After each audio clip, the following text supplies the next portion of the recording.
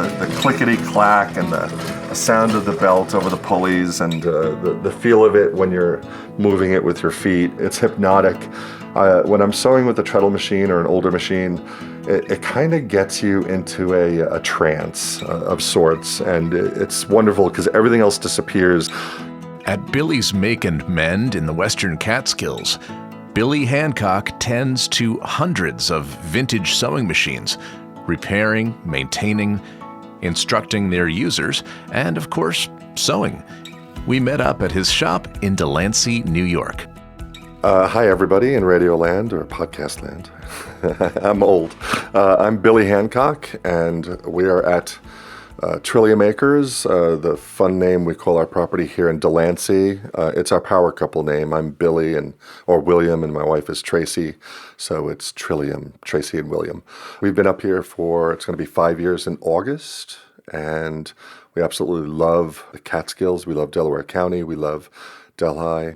I am a sewing machine repairman and 57 years old, father of 3 boys, Navy veteran, and happy to be up here. We're in heaven. How long have you been working on sewing machines? So I've been doing it as a business for approximately 3 years, a little more than 3 years. Just after we moved up here, I started my business up here, but I've been collecting for about 8 years. When I got the bug was when my wife, Tracy, and I were having a garage sale, and our friend Susan joined us, and she brought this dingy green Singer case with her. And I said, Susan, what's in the case? She said, it's an old Singer sewing machine. You don't want that thing. And I said, let me see it. I opened it up, and the thing was a tank, all metal, beautiful mint green. It was a 15125 Singer for those vintage sewing machine nuts out there. It was my first vintage sewing machine. I bought it from her for, I think it was $40. I played with it, started sewing on it, and then I started delving into the history of Singer sewing machines, Isaac Singer, all the other manufacturers, the sewing machine wars. It's just an incredible history. I started learning about the rarer models and some of the other functions. I started sewing seriously and doing repairs and putting things together for friends and family, and I started collecting. So before moving up here to the Catskills, I think I amassed over 200 both household and industrial sewing machines in our little Cape Cod house in Pearl River, New York, also borrowing some space at my full-time job prior to moving up here, which was in property management. I borrowed a couple of basements of the apartment buildings that my boss kindly let me use for some storage before getting them all up here. It was quite a move. So in the span of about 7 years, you went from one sewing machine to 200 and maybe, I think I'm at 250 now. And the main herd is down in the basement. We're very lucky to have a big basement, and the center area is going to be an industrial sewing machine workshop down there and my main storage, but I have some cherry-picked, rare and beautiful and useful machines up here that I work with, and also I let people use my shop for sewing. So the collection ramped up very quickly. It ramped up pretty quickly. I got bit hard, yeah. And where did you get all the machines? So I'm a big fan of garage sales, estate sales, and Craigslist. Being down in the Rockland County, Bergen County area, it was prime picking for all of these machines. People were selling them at $25, $30 a pop. And I soon got a lot of really nice machines and some rare ones down there. Knowing, I was basically formulating my business plan for up here, where I was able to, I wanted to provide restored, renovated, vintage sewing machines to folks up here in the Catskills, because I believe that the vintage machines are much better made than anything you could find now. And they all have a lot of the same functions that are used 99% of the times by sewers, which is your straight stitch in reverse, your zigzag, and your needle position. Sometimes you'll have the need for an elastic stitch. That's 99% of anybody's sewing, really. I quickly gathered as many of those as I could to bring them up here, and I'm basically getting my money's back plus my time put into restoring or renovating, getting them back to sewing factory new when I sell them. And what brought you up here? My wife Tracy and I got married in 2005, and she had the brilliant idea of coming up to the Catskills for our first anniversary in '06. And we started staying at Kate's Lazy Meadow on Route 28 in Mount Tremper, which sadly is no longer. And they were also dog friendly, so I was able to bring my blue heeler up and go trout fishing in the morning on the Esopus, which it abutted, and we just fell in love with the Catskills. We came every year for about 14 years before deciding, when our youngest son was starting college, we sold our home in Pearl River, New York, and bought this beautiful house and property here in Delancey. So tell me about Billy's Make and Mend, everything that you do. Sure. So the term is a naval term. I'm a Navy vet. I think it started with the Royal Navy. The British Royal Navy had set aside some time, or a whole day, it was usually Sunday, where sailors were able to make and mend their uniforms, their clothing, their gear, and I love the term, so I decided to make it my business name, Billy's Make and Mend. What I basically do is mainly sewing machine repair. I'm very popular with the quilting ladies up here and gentlemen up here, some of the quilting guilds in the area, and as far away as Oneonta. They've asked me to come and do programs for them, which is just basically a lecture, a talk about sewing machines, and I bring some of my prize jewels there to show off on the table and let them play with, and talk about maintenance and servicing and what I do. And normally when I leave there, I have a couple of ladies pull me aside and say, I have 3 machines in the car if you don't mind taking them and throwing them in your truck, and you can get them back to me or I'll come pick them up. And they've been so kind to me, so generous with giving me work. I was shocked when I first came up, the number of sewists up here, seamstress, sewist, tailors, alteration people. And I only really advertised the first year that I started my business. After that, word of mouth just caught on, and I have people coming to me from an hour and a half away. They don't want to go to Albany. They don't want to go to Binghamton. Plus, I have a kegerator here, and you can have a nice cold brew while you're talking with me about the machine and what it needs, or a cup of coffee, hot cup of tea. I like people to feel welcomed here and comfortable, and I've just been very blessed with really great customers and a lot of repeat customers and people getting the word out about my business. My other part of my business is, of course, sewing machine sales, and I only will sell machines that are vintage, mid-'70s and earlier, that are all metal and that don't have computers. They don't have servo motors and micro switches and all those little things that can go bad. And once they go bad, the machine is almost totaled because of the amount of work that's needed to get that part back in the guts of the machine. I also do sewing jobs. I like the heavier stuff. I find it a challenge to put together tops for boats and Jeeps and tractor covers, and doing mending. It's fun for me. It's a challenge for me. Most recently, my wife and I, being huge allies to the LGBTQ plus community and also being in the Delaware County Pride group, we have gotten to know a lot of queer folks and a lot of drag queens in the Oneonta area.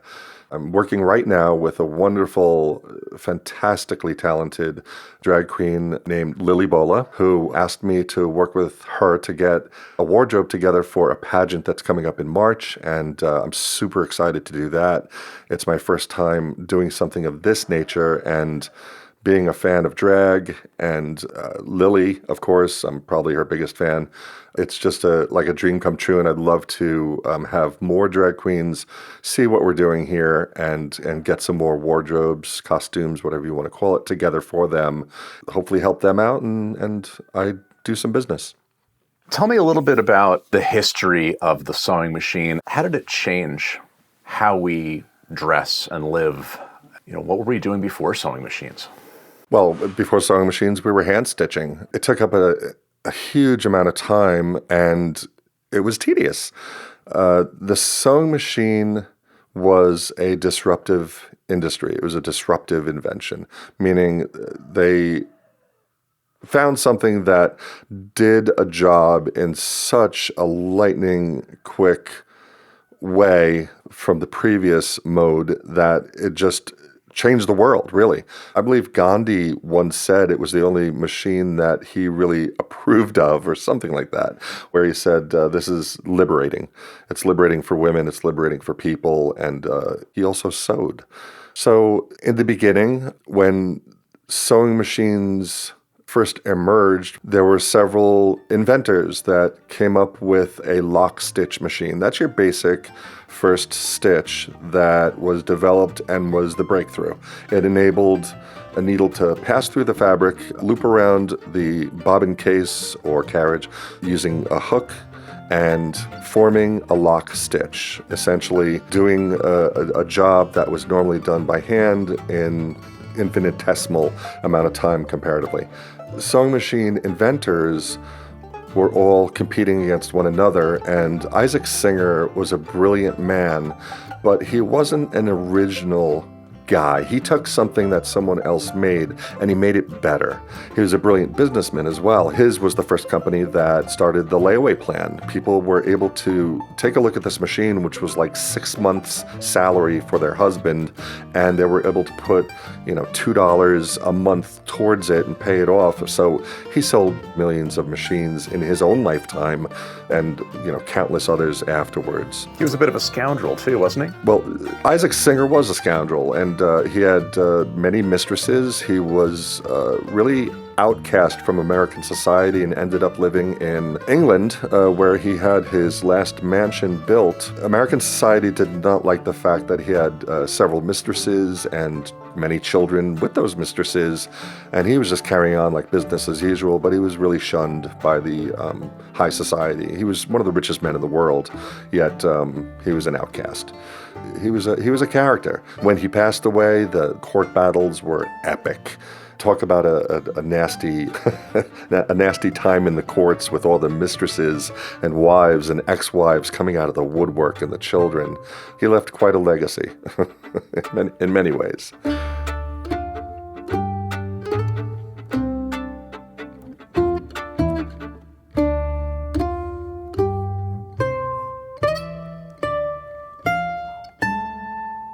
The first working sewing machine that was practical for sale and mass production was the Singer Model 1 in 1851, when Singer Manufacturing Company, Simanco, was formed. And right behind you, behind my shelf of repairs there, is a Singer Model 3 that was built in 1861, the black one in the back behind the shelves there. Yeah, that's a museum piece, really. I found that here up in the Catskills. It's still working. It's gear-driven. You can't kill them. It's cast iron and steel, and they're oil-thirsty, and they need some grease, and rust is their enemy, but you can defeat rust. You can clean up rust and get it going again if you do find one that's in poor shape. That machine there is one of my crown jewels, and I can't move it anywhere. It weighs a ton. That one was used for sewing the tops for horse and buggies. And also, at the advent of the invention of the automobile, they did the rag tops for convertibles. And they were still used for 100 years after they were made. That still works. Now, right in front of that one, I see some modern machines. It looks like you repair modern machines too. I do, and what I do with the modern machines is I will clean them, I will check timing and tension.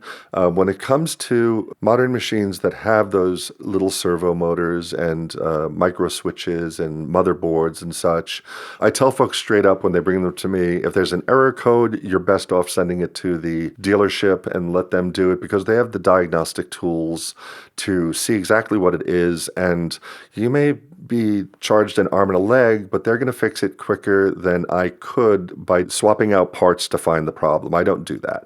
I don't think that's fair to the customer if I just keep buying parts until I find the one that's not working. They will bring them to me for cleaning and for checking timing and tension, which I can do to any machine, really. How do you find parts for the vintage machines? Believe it or not, for a lot of the older machines, there are still parts available, used parts. I will also take donations and have bought machines from garage sales, estate sales, and such that I will cannibalize for parts to keep the better machines that are in better nick running and working for their owners. And I'll just keep stripping every little screw and bolt and spring off of them to keep something else running, and I'm keeping machines out of the landfill. I've got the space for it down in the basement, and eventually when I'm left with nothing, that will go to scrap. So I don't like putting anything in the landfill. Have you seen a resurgence in interest in sewing? And I would think that maybe with even the pandemic, people being home and also just the need in the beginning to sew your own masks, probably a lot of machines came out of attics and basements and closets. Exactly right. Coming up here, I was surprised at the number of sewers that were up here. I was thinking that I would have a slow start, and once word got out, it wasn't like that at all. It actually came in waves. When the word got out to all the quilting guilds that I was here, well, nobody had to go to Albany or Binghamton anymore. They came here, which was 30, 40, an hour away instead of going up to those big cities. Once the pandemic hit, I had mask makers coming to me, and I would also, free of charge, do Zoom calls with folks who were far away and needed help getting their sewing machines running again, or if they had issue with it, I could walk them through whatever it was. I just wanted to donate my time and my expertise for these mask makers who were donating their masks to first responders and medical professionals. And these mask makers, unfortunately, some of them, fortunately and unfortunately, they would pull a sewing machine out of a closet that had been sitting there for 15, 20 years, dry as a bone, the poor thing, throw it on their kitchen table, start sewing away like the Dickens, and all of a sudden they hear a clunk.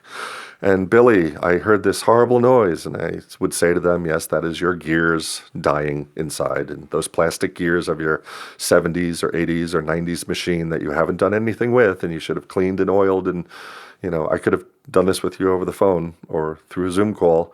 Let me see what it'll cost. And a lot of times, unfortunately, with the machines with plastic gears, the machine is totaled. Buying the gears and then the labor that it takes me to take the thing apart and replace those gears, the cost of the machine is eaten up right there. So it's better to just run out and grab either a new one or hit a garage sale, a estate sale, grab a machine and bring it to me, or get on a Zoom call with me and I'll show you how to do it, how to clean it, how to oil it, grease it, so that you can get a few miles out of it still. But mask making was a huge boon. But even after that, you have people who were home more and they wanted to pick up a hobby. They wanted to hem their own jeans. They wanted to shorten those curtains that are dragging on the ground or on the floor in their living room. And so they started picking it up and asking me what machines to purchase if they were buying new, or I would offer them a machine that I might have in inventory that would do all the sewing that they would need. Would you like to show me some of your machines or some of the work that you're doing at the moment? Sure. Great. Sure. Stay tuned for some highlights from Billy's Herd. But first, in 1851, the same year Singer Sewing Machines was established, so too was our newest sponsor. Ulster Savings Bank is a local bank with a long history of serving the community and offering the modern conveniences of online banking. Visit their locations in Phoenicia and Woodstock. Call 866-440-0391 or visit them at ulstersavings.com. Member FDIC, Equal Housing Lender. CatsCast is also sponsored by the 52-mile Catskill Mountains Scenic Byway, following New York State Route 28 through the heart of the Central Catskills. For maps, itineraries, and links to area restaurants, shops, and accommodations, visit sceniccatskills.com.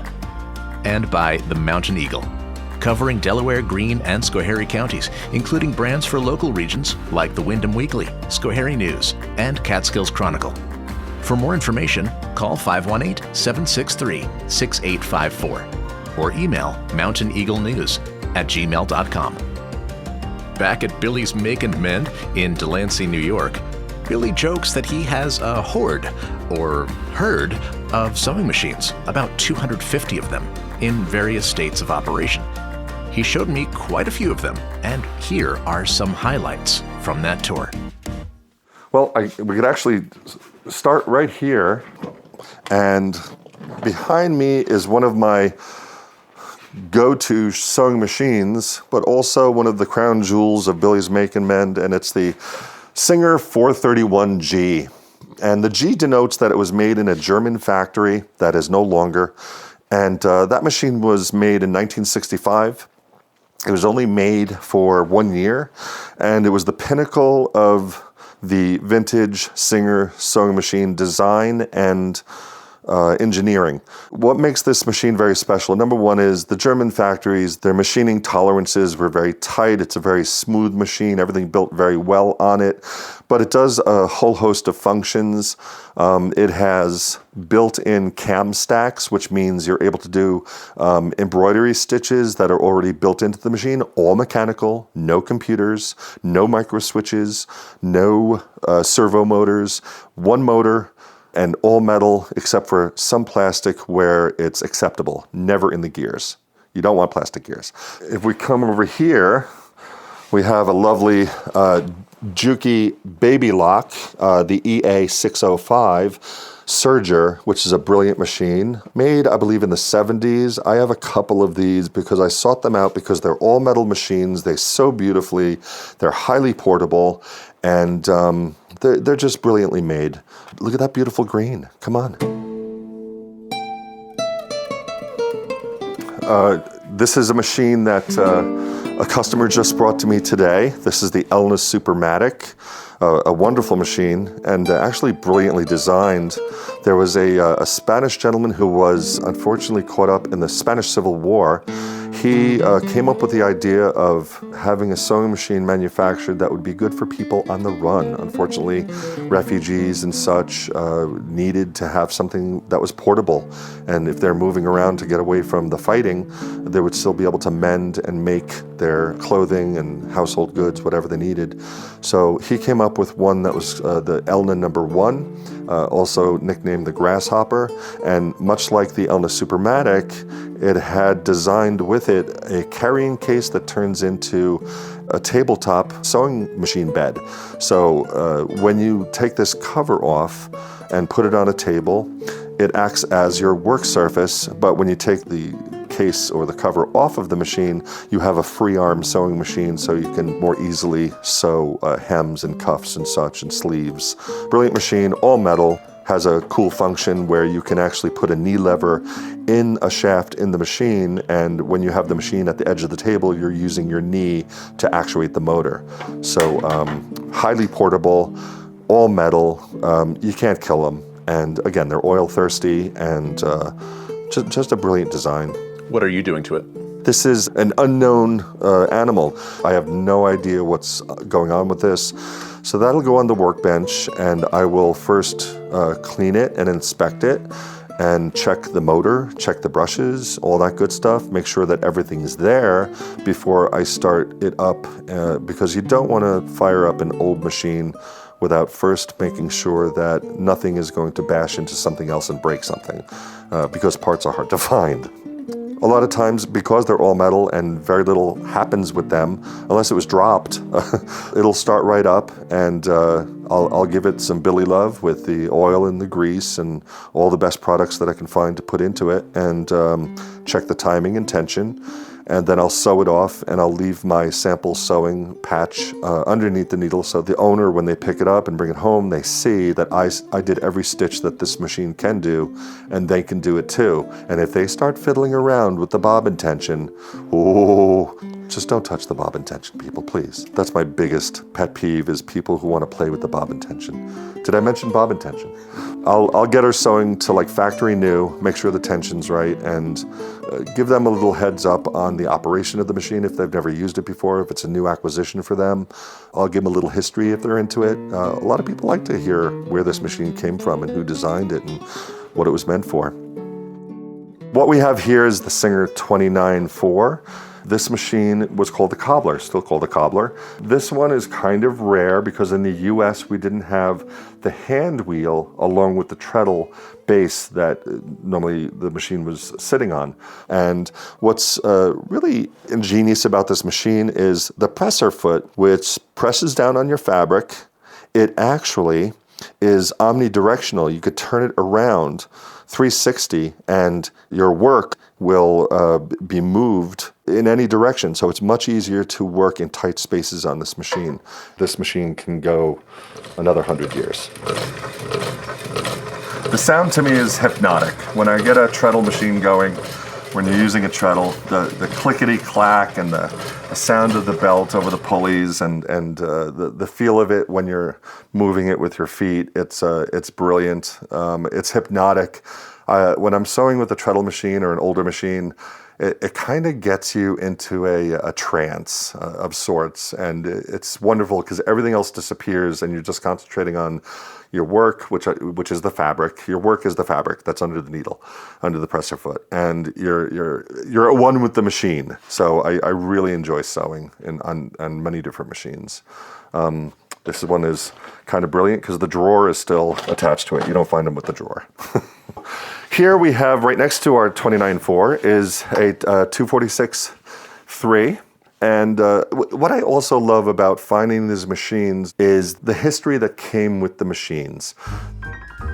This machine came from a woman who her whole life was working in a clothing factory using this machine mainly, manufacturing wedding dresses and such, high-end garments.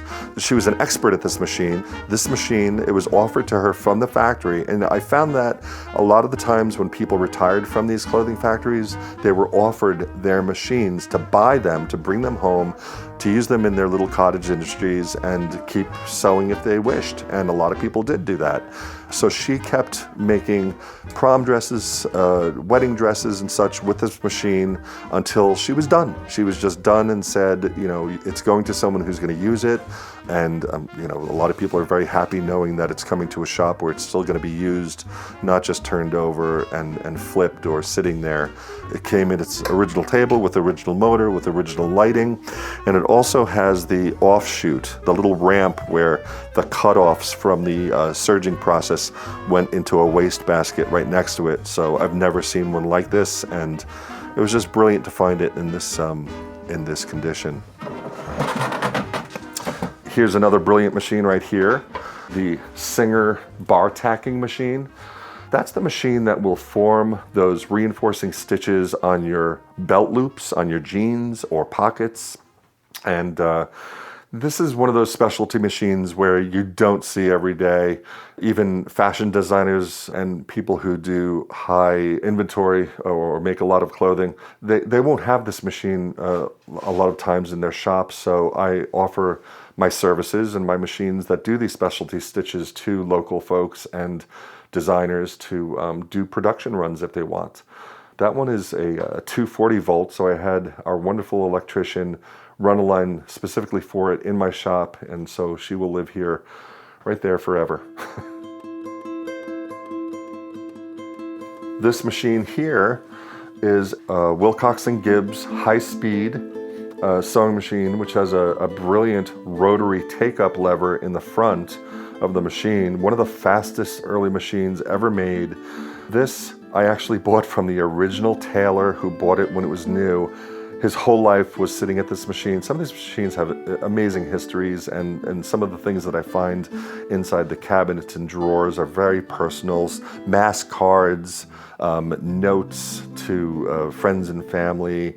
The folks that I normally would buy these from will sit and tell me, and I'll take all the time in the world. I'll sit and listen to the whole story behind the machine, and I'll remember most of it. This gentleman unfortunately had Alzheimer's in his later years, and so he was not very communicative when I met him, but I'm just amazed by his history and the amount of work he did with this machine. You see the wear on the table and the bed of the machine where paint is missing. That's miles and miles of stitching. His wife was so proud of him, and they knew that this was going to a shop where it's going to be loved and used, and it's just super fast and scary, and I love it. Where was this tailor based? He was out of Lodi, New Jersey. Could we hear it? Yeah. If you don't mind me taking a second. Yeah, no. Firing it up.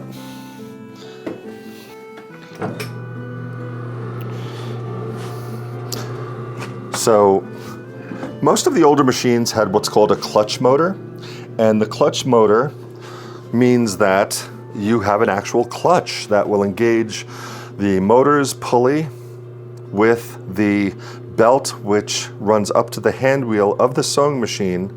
And so it's kind of going like from 0 to 60 in 3 seconds if you're not used to it. So I always caution people who get older machines that run with a clutch motor to start off slowly, get a block of closed cell foam to put underneath the treadle, the motor controller, so that it will regulate the pressure a little better than doing it by foot. So this is gonna go now.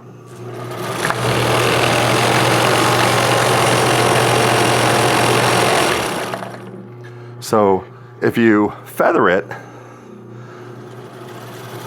that's when you first start out. Go nice and easy. And then when you're doing long straight runs, you put the pedal to the metal.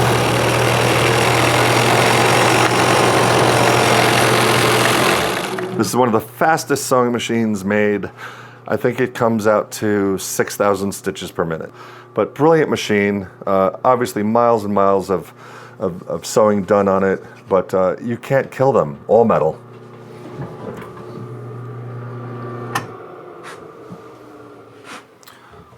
I would imagine that the machines that are used industrially and like a shop in Bangladesh now, because we don't do it here in America anymore, would be closer to this quality, heavy metal, made to be used. Correct, and they're much more expensive as well. The manufacturers know that they're going into a shop with high production, and they know that only all-metal machines can put up with that. A Volkswagen Beetle can do 100 miles an hour for a short amount of time. Can it do 100 miles an hour? Yes. Do you want to do that all day long in a Volkswagen? No, because it's going to kill it. Can a Ferrari do 100 miles an hour all day long? Yes, because it was built for it. When I have people come to me with their sewing machine and they say, I want to make jeans with this household sewing machine. And I say to them, well, you're going to make a couple of jeans with this household sewing machine, but you really want a semi-industrial or an industrial machine if you're going to do production. So you can still get a modern machine, but it has to be an industrial machine. Of course. To be all metal. Sure. There's several manufacturers that are brilliant and still making, have always made industrial sewing machines, and they're readily available, but they come at a very high price. They're very expensive. Here's another another Singer industrial, early model. I would say this is from the 40s, and another beautiful upholstery machine. And I actually have a customer who's looking for this machine to make wallets locally with locally sourced cowhide, and he's starting up a business. Wow, that's cool. Yeah. You gonna sell him that one or find another one? See, that's the problem, because I fall in love with the machine, and if I have only one of it, I kind of want to keep it for myself and love it and sew with it and use it, and then I'll sell my doubles of machines that I find. But this gentleman, he is worthy. He's a really passionate guy with his craft, and so when it's going to a good home, I don't mind. I guess it's almost like people who have puppies or kittens. You want to make sure it goes to a good home. So I know this would go to a good home, but I will miss it. And so if anyone wants to get a machine repaired, or wants to buy a machine, or wants to learn how to use a machine, or any of the other services that come with Billy's Make and Mend, how do they find you? So you can find me on Facebook, Billy's Make and Mend Facebook page. You can text me or call me at 201-723-9228. Yes, I'm a Jersey boy, and I will never get rid of my Jersey cell phone. 201-723-9228. That number again, 201-723-9228. You could also email me at billysmakeandmend@yahoo.com, all spelt out, or pop up to the house and have a brew with me. Speaking of that brew, are we gonna have one? Are we gonna talk? Do you make it? No. I used to, while I was still contracting, I was working also at a brewing company in Pearl River, New York, Defiant Brewing Company, owned by the brewmaster, fantastic gentleman named Neil Acer, his lovely wife, Amy. I promised Neil that once we moved up to the Catskills, that when I got my kegerator, I would only pour Defiant Brewing Company beer out of my kegerator, and I've kept my promise almost 5 years now. And so right now we have a beautiful Pilsner, and we have a beautiful IPA on tap here at Billy's Make and Mend. So you can come learn how to sew and have a brew, or a glass of wine, or a cup of tea, cup of coffee. I like people to be comfortable, and who doesn't like a brew in the middle of the day sometimes? I do, and we did, and it was delicious. Thanks, Billy. Catscast is a bi-weekly production of Silver Hollow Audio. Discover more at catscast.com, where you can search the episodes, join our mailing list, which includes photos from the field, or donate to the show with as little as $1 a month. I'm your host, Brett Barry. Thanks for listening, and we'll see you again in 2 weeks.